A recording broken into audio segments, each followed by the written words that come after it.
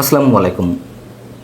প্রিয় দর্শক, বেগম রোকেয়া বিশ্ববিদ্যালয়ের সাবেক উপাচার্য ডক্টর নাজমুল হাসান কলিমুল্লাহকে আটক করা হয়েছে এবং আমি যেই মুহূর্তে এই ভিডিওটি রেকর্ড করছি সবশেষ খবর অনুযায়ী তাকে কারাগারে পাঠানো হয়েছে এবং এই বিষয়টি নিঃসন্দেহে টক অফ দ্য কান্ট্রিতে পরিণত হয়েছে। প্রশ্ন হচ্ছে, কেন টক অফ দ্য কান্ট্রিতে এই খবরটি পরিণত হলো? কেন মানুষের এত বিশেষ আগ্রহ? ডক্টর নাজমুল হাসান কলিমুল্লাহ একজন পরিচিত মুখ এই কারণেই। ডক্টর নাজমুল হাসান কলিমুল্লাহ একজন শিক্ষক, তার বিরুদ্ধে দুদক মামলা করেছে দুর্নীতি অভিযোগে এই কারণে, নাকি এর পিছনে অন্য কোনো কারণ রয়েছে? অবশ্যই টক অফ দ্য কান্ট্রিতে পরিণত হওয়ার জন্য বিশেষ কারণ তো রয়েছে, আসছে সেই বিষয়ে। তাকে আটক করলো কারা? ঢাকা মেট্রোপলিটন পুলিশের গোয়েন্দা বিভাগ বৃহস্পতিবার সকালে মোহাম্মদপুরের বাসা থেকে তাকে আটক করে নিয়ে যায়, দুদকের হাতে হস্তান্তর করে। দুদক তাকে আদালতে তোলে এবং আদালতের নির্দেশে তাকে কারাগারে পাঠানো হয়। এই হচ্ছে মোদ্দা কথা। এখন কি কারণে, কোন মামলায় তাকে আটক করা হলো এটিও আপনারা জেনেছেন।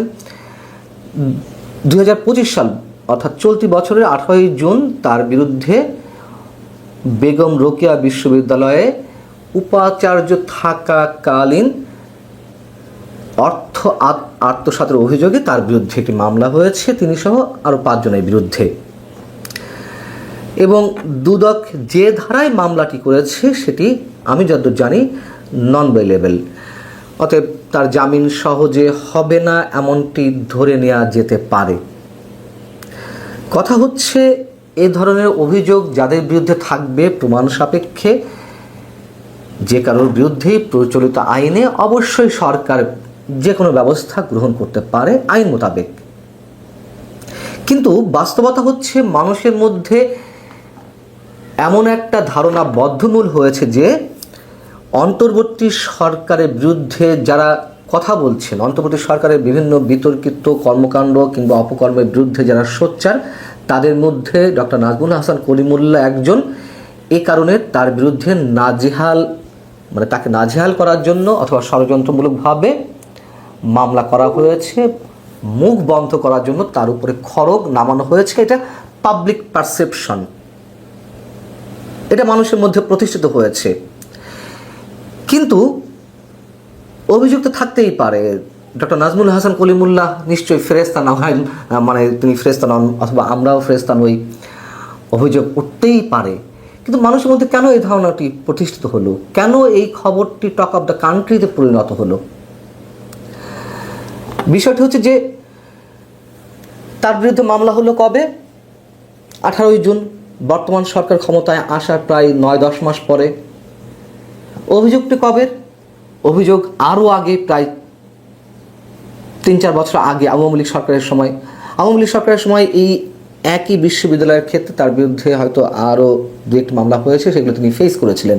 কিন্তু এই মামলাটি এতদিন পর এসে কেন হলো, প্রথম প্রশ্ন মানুষের। দ্বিতীয়ত হচ্ছে, যদি হবেই এই সরকারের সময়, তাহলে 9-10 মাস পর এসে কেন? ডক্টর নাজমুল হাসান কলিমুল্লাহ ক্রমাগতভাবে বর্তমান সরকারের বিরুদ্ধে কথা বলে যাচ্ছিলেন এই কারণে, সেটি একটি প্রশ্ন হয়ে দাঁড়িয়েছে। এবং আরও যে প্রশ্নগুলো দাঁড়াচ্ছে, দুদকের ক্ষমতা অসীম, যে আইন কানুন রয়েছে দুদকের ক্ষেত্রে আমরা যেটি জানি, কিন্তু সেই অসীম ক্ষমতা কি দুর্নীতি দমন কমিশন সবার বিরুদ্ধে সমান হারে করে? নিশ্চয়ই না।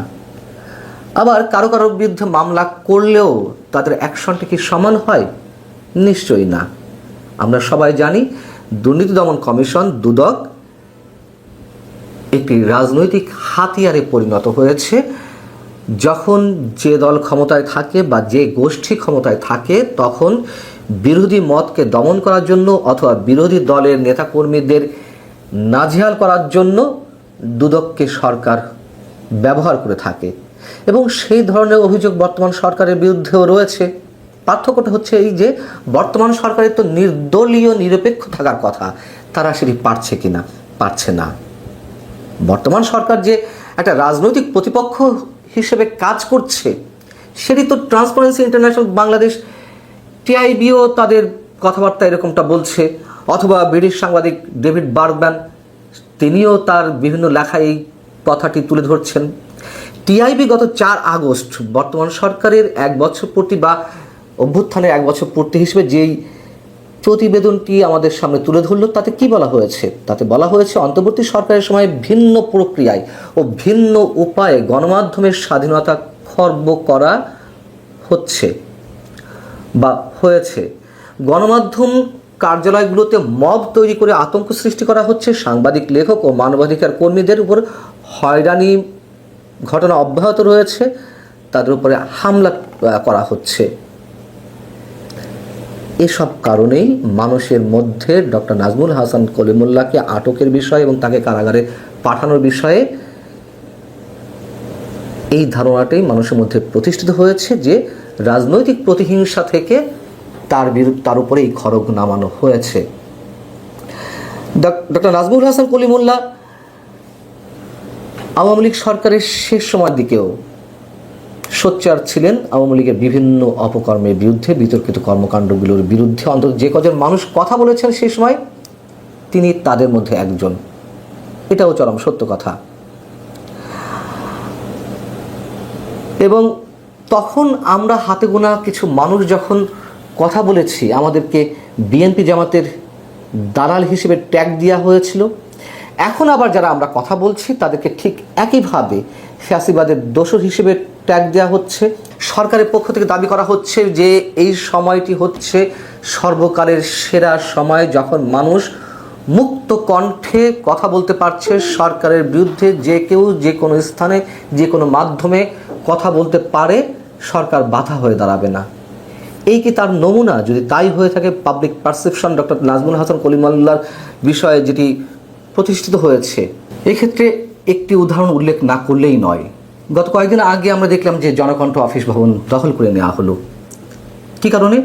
সেই একইভাবে ফ্যাসিবাদের দোসর ট্যাগ দিয়ে বিশেষ একটি গোষ্ঠী জনকণ্ঠ দখলে নিয়ে নিল। বাংলাদেশের স্বাধীনতার পর গত 54 বছরের ইতিহাসে আমরা জানি বিভিন্ন সরকার গণমাধ্যমের কণ্ঠ রোধ করতে হয় কোনো গণমাধ্যম বন্ধ করে দিয়েছে, সাংবাদিকদের উপরে খড়গ হস্ত নামিয়েছে। কিন্তু জনকণ্ঠের মতন কোনো ব্যক্তিগত প্রতিষ্ঠান অন্য কোনো ব্যক্তি, অন্য কোনো গোষ্ঠী দখল করে নিয়েছে, এই ইতিহাস তো আমাদের সামনে নেই। এখন তো সেই ইতিহাসও আমাদের সামনে রচিত হচ্ছে। এবং তারই ধারাবাহিকতায় টিআইবির আরও কয়েকটি তথ্য আপনাদের সামনে তুলে ধরি। টিআইবি তার ওই একই প্রতিবেদনে যেগুলো উল্লেখ করেছে সেটি হচ্ছে অন্তত 150 জন সাংবাদিক চাকরিচ্যুত হয়েছে বর্তমান অন্তর্বর্তী সরকারের সময়। 24 জনের বেশি গণমাধ্যম কর্মীকে পদ থেকে অপসারণ করা হয়েছে। 8টি সংবাদপত্রের সম্পাদক এবং 11টি বেসরকারি টেলিভিশন চ্যানেলের বার্তা প্রধান বরখাস্ত হয়েছেন। 496 জন সাংবাদিক হয়রানির শিকার হয়েছেন এবং এর মধ্যে 266 জনকে জুলাই গণ অভ্যুত্থান সংক্রান্ত হত্যা মামলার আসামি করা হয়েছে। 3 জন সাংবাদিক দায়িত্ব পালনকালে নিহত হয়েছেন। সরকার 3 দফায় 167 জন সাংবাদিকের প্রেস অ্যাক্রিডিটেশন কার্ড বাতিল করেছে। এবং জনকণ্ঠের কথা যে উল্লেখ করলাম, সেই জনকণ্ঠ অফিস দখলমুক্ত করতে সরকার কোনো ধরনের পদক্ষেপ নিয়েছে? নাইনি তো। সেই জায়গা থেকে বলছি যে মানুষের মধ্যে ডক্টর নাজমুল হাসান কলিমুল্লাহকে গ্রেপ্তার এবং কারাগারে পাঠানোর ক্ষেত্রে যদি রাজনৈতিক প্রতিহিংসার বিষয়টি স্টাবলিশড হয়ে থাকে, তাতে